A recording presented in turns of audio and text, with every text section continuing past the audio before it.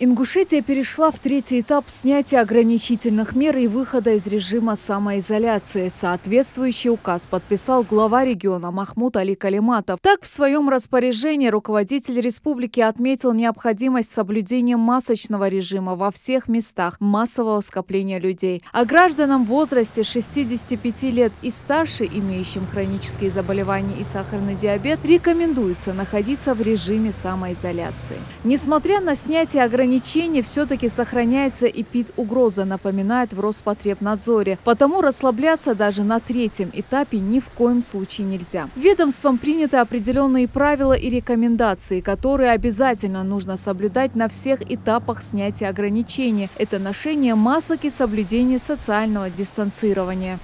У нас открывается вся непродовольственная торговля. Опять же, еще раз хочу подчеркнуть, социальное дистанцирование сохраняется. У нас открываются культурно-развлекательные учреждения, например, вот площадки для детей уличные, какие-то развлекательные, павильоны, аттракционы.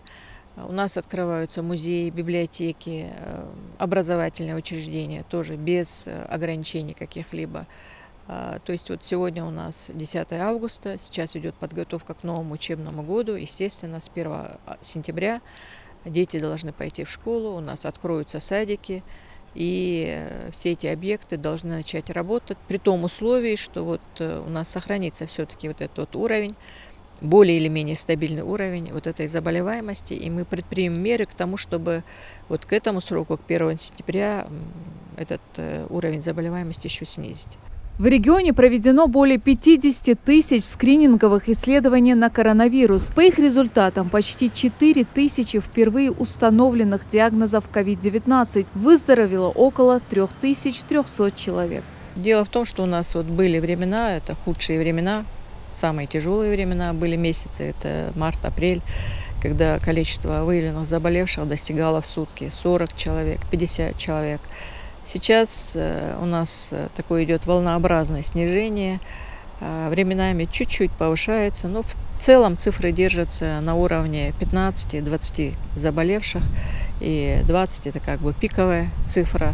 Бывает, что вот частные лаборатории нам подкидывают результат, у них же не сразу результаты приходят, бывает суммарный эффект, иногда вот до 30 доходит. Цифры вот люди следят, наверное, думают, почему вот такие колебания бывают. Это вот из-за того, что вот бывает часто наблюдается вот такой суммирующий эффект.